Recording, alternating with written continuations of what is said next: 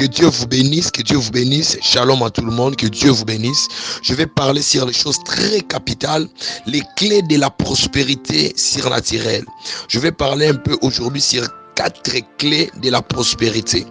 Beaucoup de chrétiens sont pauvres aujourd'hui parce qu'ils ne savent pas comment accéder dans leur héritage, comment accéder dans la prospérité. La première clé que je vais parler, c'est la sainteté. Tant que le péché est là, la pauvreté ne partira pas. La Bible déclare dans le livre de Deutéronome, chapitre 28, le verset 1er. Si tu obéis à la voix de l'Éternel ton Dieu, voici l'Éternel ton Dieu te donnera la supériorité sur toutes les extrémités de la terre. Vous allez voir par là, la bénédiction de Dieu est conditionnée.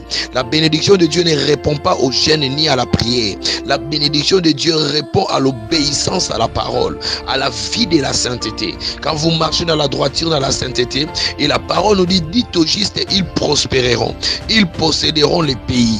Et Dieu est en train de dire à Josué, dans Josué chapitre 1er, le verset 8, si tu, que ce livre de la loi ne s'éloigne point de ta bouche, médite les jours et nuits, afin que tu agisses fidèlement selon ce qui est écrit.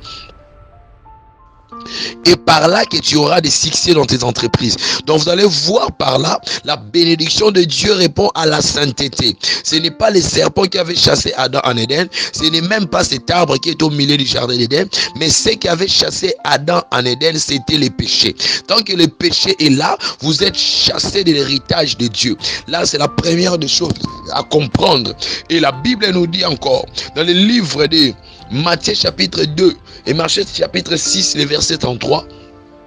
Cherchez premièrement le royaume de Dieu et la justice de Dieu, tout vous sera donné par-dessus. Vous allez voir, Dieu demande simplement à l'homme de quitter la vie du péché pour accéder dans son héritage. Le deuxième accès pour accéder dans cette richesse, c'est promouvoir aux besoins des pauvres, promouvoir aux besoins des orphelins, des veuves.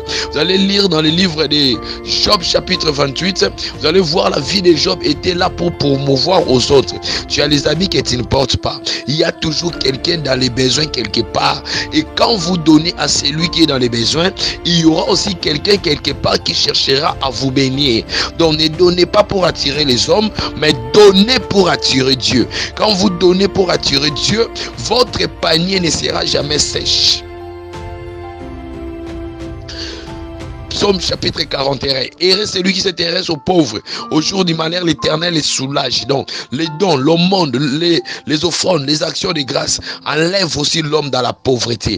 Parce que la pauvreté, la richesse répond à la loi de la semaille et de la moisson. Nous ne vous demandons jamais pour que nous soyons enrichis, parce que Dieu n'a besoin d'aucune chose. Et Dieu ne reçoit pas les dons.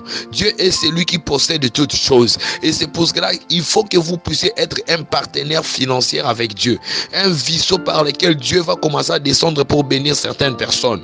C'est pour ce que là, tous les géants financiers dans la Bible, ils étaient des canaux par lesquels Dieu descendait pour visiter les orphelins, les veuves, les opprimés, les délaissés, toutes ces choses-là. Dieu est en train de dire aux enfants d'Israël, lorsque vous sèmerez les champs, vous ne moissonnerez pas tout. Vous allez laisser un peu pour la veuve, pour l'orphelin, pour l'étranger, parce que vous avez été aussi étranger dans un pays. Vous allez voir que les dons, le monde donne quelqu'un ou bien une personne l'accès à la richesse de Dieu. La troisième clé, c'est l'amour. La Bible déclare, Salomon aima l'Éternel. Et David était l'homme selon le cœur de Dieu. Pourquoi David était l'homme selon le cœur de Dieu? Parce que David avait constitué des choses pour construire pour Dieu. Lorsque votre cœur est vers Dieu, votre héritage est libéré. Lorsque votre cœur est avec Dieu, votre prospérité est libérée. Dieu n'a pas besoin de ton porte-monnaie ni de ton compte bancaire. Dieu veut que tu lui donnes ton cœur. C'est pour cela la Bible nous dit que là où il y a ton trésor, c'est là où sera ton cœur. Et beaucoup partent à l'église, mais leur cœur est dans leur compte bancaire, leur cœur est dans leur héritage, leur cœur est dans leur business. Mais quand vous donnez à Dieu votre cœur, la prospérité de Dieu coulera dans votre vie comme des ruisseaux, et cela ne s'arrêtera pas. Et vous allez voir dans le livre des 2 Chroniques chapitre 20, vous allez lire jusqu'en bas, vous allez voir que Abraham aima l'Éternel. lorsqu'on aime Dieu, on donne aussi sa dîme, on paye ses offrandes, parce que la Bible déclare, vous ne vous présenterez pas à la maison de l'Éternel main vide. L'amour de Dieu vers nous donne l'accès de donner à Dieu tout ce que nous possédons. Pourquoi la Bible déclare, fais de l'Éternel tes délices et il te donnera ton cœur, il te donnera ce que ton cœur désire. Ne sois pas sage de tes propres yeux, mais marche devant la face de l'Éternel, car le Tout-Puissant sera ton or et il sera ton argent. Toutes les choses il y a au moins 25 clés, mais je vais parler sur 4 clés ou 5 clés, afin que vous compreniez. L'argent ne répond pas aux jeûnes et aux prières. L'argent ne répond pas aux jeûnes et aux prières. La prospérité de Dieu répond à l'obéissance de sa parole. La prospérité de Dieu répond à la semaille et à la moisson. Ce que tu sèmes, c'est ce que tu dois récolter. Et je vais terminer par la dîme. La dîme a commencé avant la loi.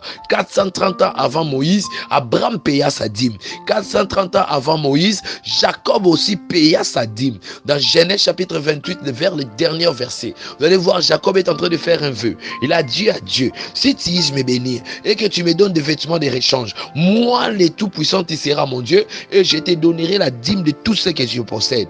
Et vous allez voir dans le livre de Genèse chapitre 14, la Bible nous éclaire sur la dîme. Sans la dîme, il n'y a pas la prospérité. La dîme brise certains blocages et combats. Et vous allez voir dans le livre de Malachie chapitre 3, la Bible nous dit, Dieu est en train de dire clairement, Shabradaya Mandebros, Mekaka Kosakate Kepre, Ondoroso Tebaraba, mettez-moi la sorte à l'épreuve. Vous verrez si je n'ouvrirai pas pour vous les écluses du ciel.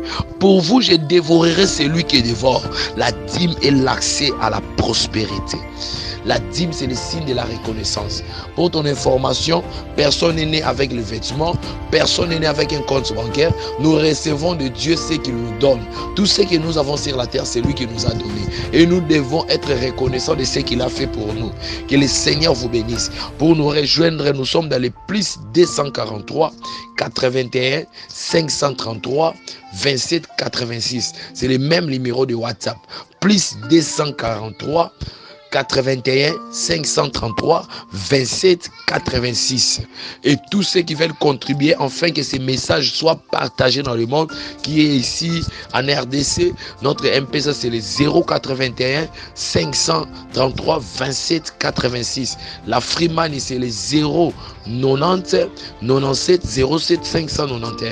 Pour ceux qui sont à l'étranger, qui veulent contribuer afin que ces messages puissent accéder dans toutes les plateformes, nous sommes, et vous m'écrivez sur les numéros de WhatsApp, plus 243 81 533 27 86. Je déclare que votre pauvreté prenne fin aujourd'hui. Les troubles dans vos finances prennent fin aujourd'hui. À partir de cette vidéo, de cet audio, je déclare et je décrète sur tes business, tes activités, ton entreprise. Tu ne connaîtras jamais marche en arrière. Tu ne parleras jamais de la famine. Tu ne parleras jamais de la médiocrité. Tu ne parleras jamais de la sécheresse. Je déclare étant qu'un homme de Dieu, que l'abondance, le succès, l'élévation soit ton partage. Si tu crois, reçois cela.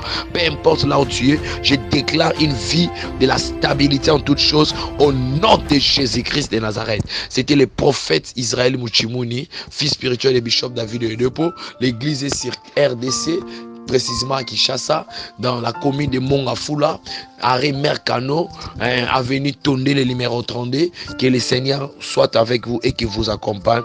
Soyez prospères à tous égards comme la volonté de Dieu le déclare.